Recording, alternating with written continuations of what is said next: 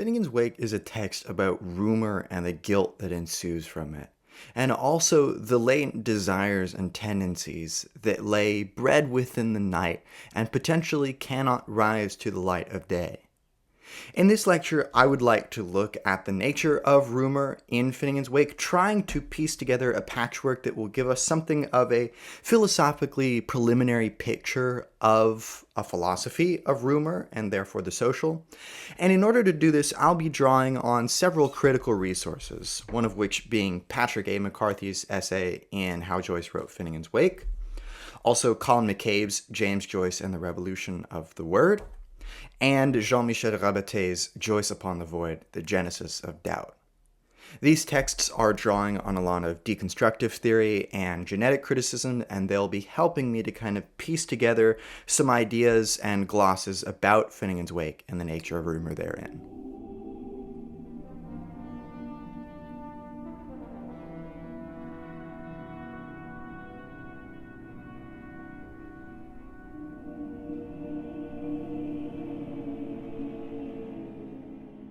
For those who don't know, Finnegans Wake centers around HCE, Humphrey Chimpton Earwicker, who has committed, or seems to have committed, some kind of crime which is somewhat sexually illicit in nature. It may involve 2 sloppy sluts, as they're called, or it may involve 3 soldiers, or it may involve all 5, or it may involve his daughter Izzy, or it may be a fantasy that he sort of belatedly enjoys with his wife in bed, or it may be totally imaginary. That's the excitement of the story, because in trying to figure out these different levels and see the credence that we can give to each of these theories, we see the multiplicitous partial nature of the social itself. And I use partial, as I have many times on this channel, in the dual sense. Partial as in being partial to something, as in biased towards something, and partial as in fragmentary or incomplete. Therefore, there is a necessarily ambiguous, multiplicitous, and temporal nature to the social that we see elaborated in Finnegans Wake.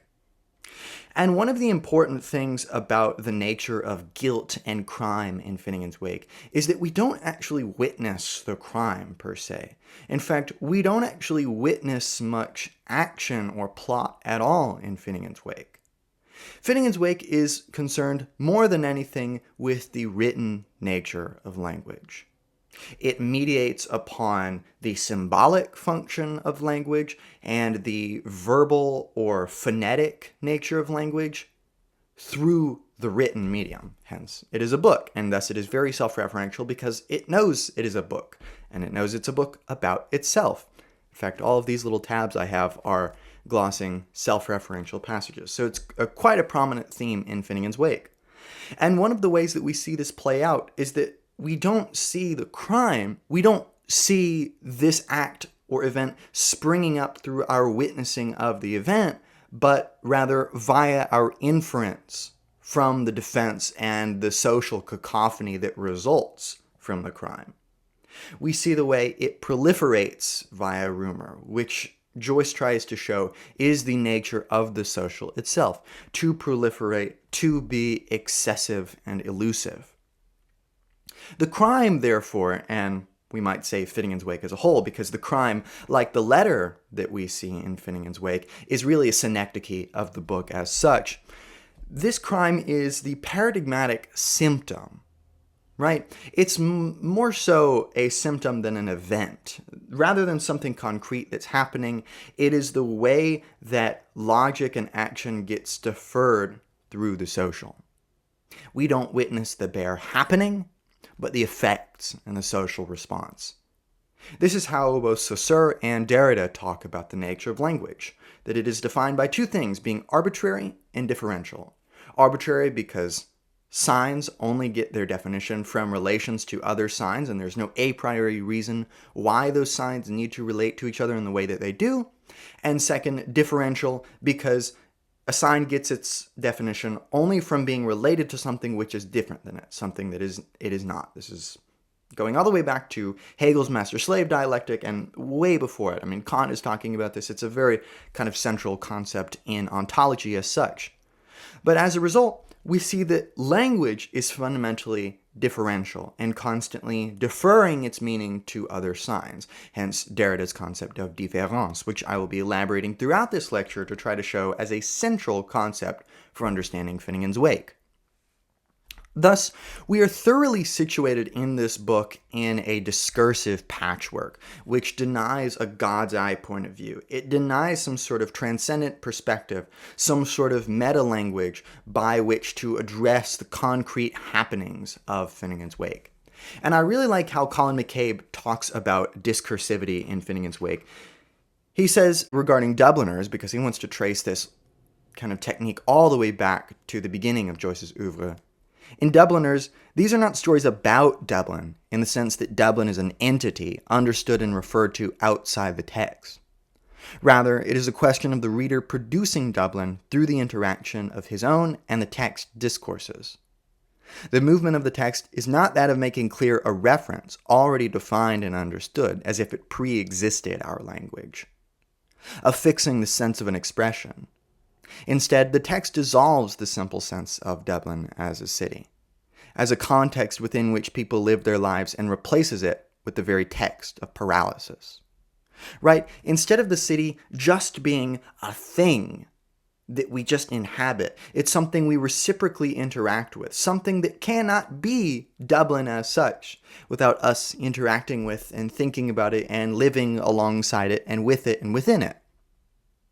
It is for this reason that Joyce could talk of a, quote, special odor of corruption, which I hope floats over my stories, end quote. And in this floating, we have the special refusal of a fixed sense which is conveyed by the text. There is no single message inscribed in the code, and the meaning of the text is produced by the reader's own activity, although the text determines that a certain odor of corruption will float, always in suspension over any such meaning. He concludes this same chapter, in Dubliners, and we might say Finnegans Wake as well, the banality of everyday discourse is removed from its quotidian normality and transformed into a text which can be analyzed. This analysis cannot, however, be constructed in terms of some external truth which the text represents or embodies. Instead, we should consider it in terms of the lines of force that constitute the text, and which engage with those same forces in our own discourse. Truth is no longer correspondence, but struggle. And we track that struggle in Finnegans Wake, the way that HCE struggles for his identity, the way ALP struggles to rein in her unruly husband, the way that Shem and Sean struggle for the value of their father's gaze and of their state in posterity. As such, Joyce agrees concretely with Giambattista Vico, one of his philosophical forefathers here, that humans are fundamentally social, and that if we want to understand humans, we can't stay in the sky metaphysics, but we also have to understand the human institutions through which and by which humans constitute themselves. One of the elements of this ambiguous sociality for Joyce is its tragedy, or as Finnegans Wake puts it, that the man from St. Eves may have been, one is reluctant to use the passive voiced, may be been as much sinned against as sinning. For if we look at it verbally, perhaps, there is no true noun in active nature, where every bally being, please read this, Mufto, is becoming in his own town eyeballs. Now the long form and the strong form and reform altogether. So one of the possibilities that Finnegans Wake prefers is that HCE is more so sinned against by society and its rumor proliferating apparatus than he is the sinner. And nevertheless, this passage ends with a call to reform altogether, to reconstitute the social again. Nevertheless, to be social, to, accept one's freedom in a Sartrean sense. This fundamental violence of the social is both the site of, the means by which, and the end to which all writing functions, and hence Finnegans Wake's great importance in understanding the philosophy of rumor. As Rabaté puts it, Joyce has not discovered a new way of telling old stories. He has discovered that stories proliferate in the absence of the world which they replace. and that they only happen as promises of a full meaning ever to be deferred, ever to be postponed to a future which will have been identical with a forbidden origin, an origin identical with the origins of original sin.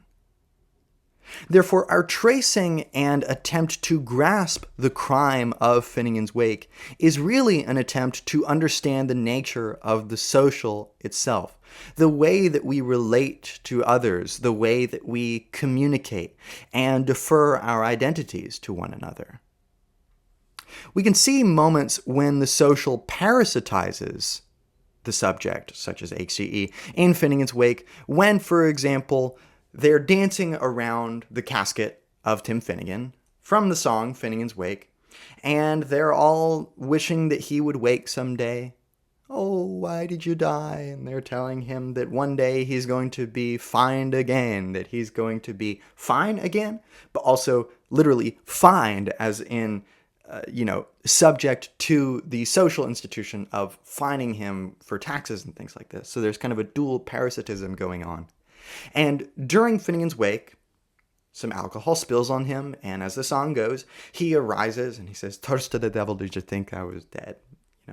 And in Joyce's version, the people around Tim Finnegan actually try to lull him back into the grave. They tell him, it's okay, just go back in there. It's better if you just stay dead. It's more comfortable for our expectations about what happens with death, that the dead stay dead, that the past stays past, that it doesn't parasitize and infect the present and also kind of leach into the future. And as such, we see that this is yet another example of HCE being more so sinned against than sinning.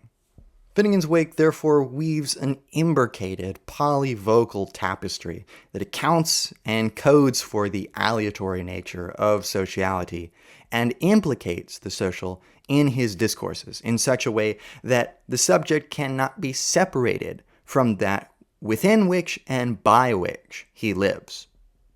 As MacCabe puts it, what is essential to grasp in the articulation of Joyce's texts is that there is no position within them where the reading subject can insert itself to consume some paralyzed reality. The writing subject, confronted by the ever-present demand of this reality to declare its identity and repress desire, institutes desire through splitting itself within the process of signification.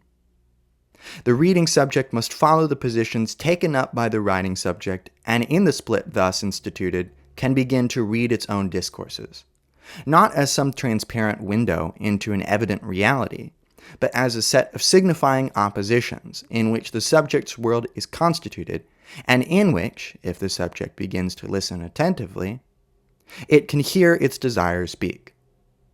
It is this attention to the forms of discourse which characterizes Joyce's practice of writing, its displacement from classical realism. I like this short little formula of sorts that MacCabe posits. The reading subject in Finnegans Wake is first prevented from occupying a fixed place and is plunged into a juxtaposition of discourses.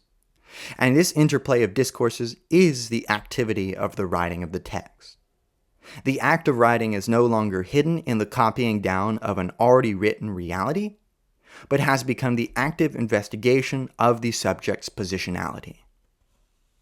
Right? So we're concerned with not only the nature of reality, but the position from which one can say anything about reality. Therefore, we are concerned with the very conditions of possibility of saying as such, of sense as such, of signification and sociality as such, the means by which we're able to establish relationships and live a life in a world in which we can actually live, something more than just empirical facts, but something that has the sort of existential dimension that Heidegger talks about, for example, where we have the existential hermeneutic, and then we have, facticity. And these are two dimensions which are equiprimordial with each other, always kind of acting off of one another.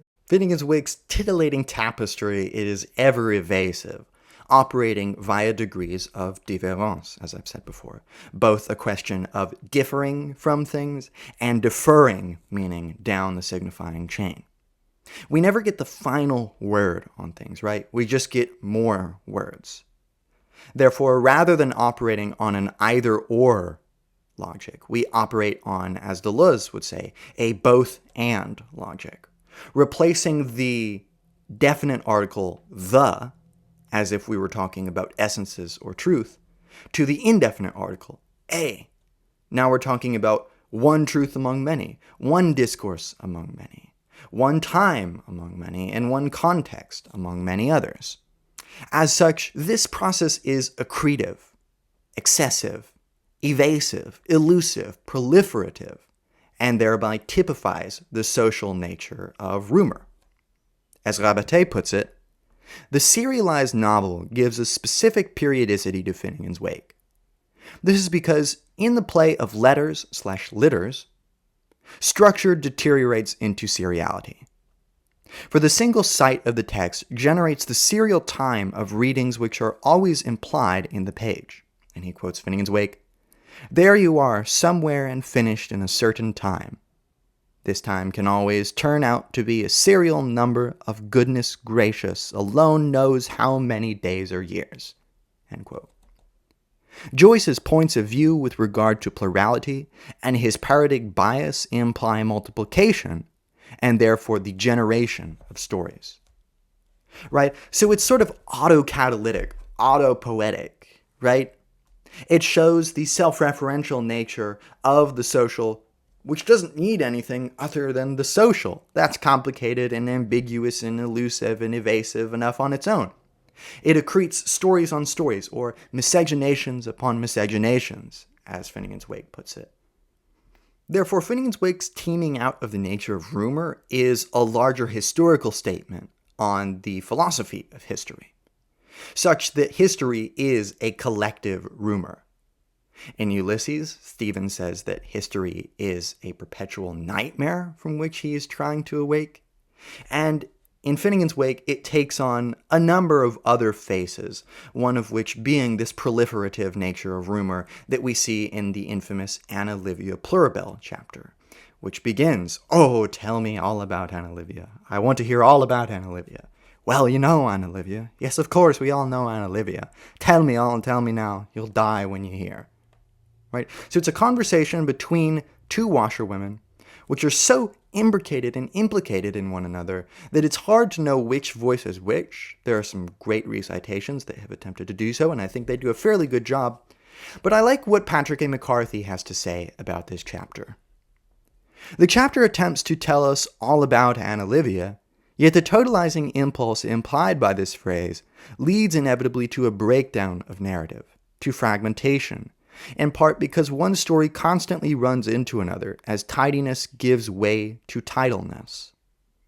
David Hyman perceptively remarks that the first half of the chapter, quote, is richly narrative, while the second half, in which Anna Livia presents from her Pandora's box, has scant narrative content and is little more than a simple list, end quote. Even the first part, he notes, is not a single story, but, quote, an agglomeration of possible narratives clustered beneath the dirty apron of the washerwomen's account. An accumulation of riverness, of flowing and overflowing liquid essence, end quote. Margot Norris makes much the same point, observing that, quote, the gossip of the washerwomen is never allowed to form a coherent story, because the red-haired woman they talk about keeps dissolving into the river, end quote. Things fall apart. The center cannot hold. And all of this amounts to an excess of signification, an overflowing that Joyce associates with women and rivers. As Yeon Kyung Chun has noted, two dominant features of the gossip in 1.8 are digression and a, quote, repetitive return to the point of origin. A return that is frustrated because Joyce collapses the distinction between digression and center, end quote.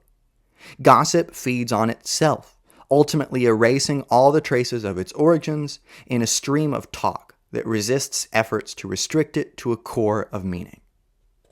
And this idea of a stream of talk is very interesting because we know that Joyce has the stream of consciousness technique he works on. But this is profoundly subjectivistic, and in Finnegans Wake, we explode outwards in a sort of atomic blast from stream of consciousness to stream of talk as such. And Finnegans Wake is all about talk. It's about self-talk, it's about the way we talk to others, and the way our actions, our institutions, and our expectations may betray nefarious undercurrents that are too convoluted or dangerous to confront head-on. As Joyce puts it in Finnegans Wake, a baser meaning has been read into these characters, the literal sense of which decency can safely, scarcely hint. That there are certain statements which ought not to be, and one should like to hope to be able to add, ought not to be allowed to be made. And I really like the sort of convoluted syntax, right? It just sort of encases in on itself, encroaches upon its own surety, collapsing this distinction between centrality and excess and proliferation outwards. And this is important to Joyce's understanding of the nature of the self and the social, because as Joyce has said in a letter, one great part of every human existence is passed in a state which cannot be rendered sensible by the use of wide-awake language, cut-and-dry grammar, and go-ahead plot. That's a great way of just kind of approaching Finnegans Wake. And one thing that I was thinking about as I was drafting this lecture is Richard Rorty's idea that truth is what our peers will let us get away with saying. Now this is interesting because, therefore, paradoxically, truth is that which is left unsaid. It is not that which we talk about, but that which we don't even find worthwhile to talk about, because it's so central to the way our conceptual schemes work. As such, truth is proliferating without being questioned or undermined. And due to repression, politically driven ignorance, and hermeneutical selectivity, it attempts to erase the lapsus at the heart of language. In fact, per this conception, the truth of language itself is the lapsus or gap, that which is incessantly elided in signification. As Rabaté puts it, in the case of the wake, the real object of semiotics may prove to be the gap itself. In no other text are the indeterminacies of the speaking voice so dense and overwhelming that the reader has only a blurred impression that something is being told, though he cannot ascertain what or by whom. As soon as we try to pinpoint the events of a story, it trails off elsewhere, and we discover, to our surprise, that we are in the middle of another narrative. Nevertheless, we retain a constant and insistent feeling that some kind of storytelling is going on in a text which relies so much on speaking voices to tie up all the fragments of such a huge mosaic.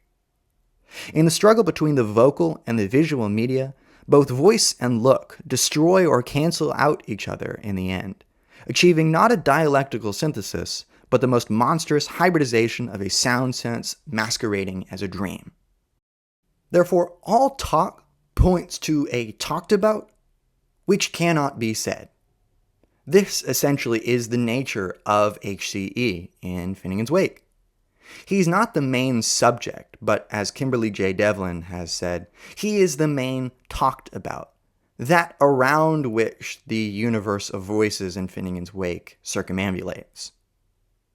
As such, he's an empty signifier, a liminally contested space of the social itself, which is mediated, contested, and negotiated through language's incessant différance. As such, in Finnegans Wake, we move from a cultural philosophical discourse grounded and ruled by truth to one torn asunder by desire and conflict and strife. Or, as Finnegans Wake puts it, 3 in 1, 1 in 3, Shem and Sean, and the shame that sunders them. Wisdom's son, folly's brother. That being said, that's it for this lecture. I hope it's been somewhat helpful in thinking about the nature and philosophy of rumor. You can check out any of my other lectures I've done on postmodernism, German idealism, gender theory, post-colonial studies, and other classic literature. You can also become a channel member for $5 a month and gain access to, among other things, a private philosophy Zoom, which you can tailor to your needs. I also have super thanks if you'd just like to donate to the channel, because it really helps me out, helps me afford all the books that I need to provide y'all with good content. But no worries, care about yourself first. That's it for this lecture, and I will see you in another one.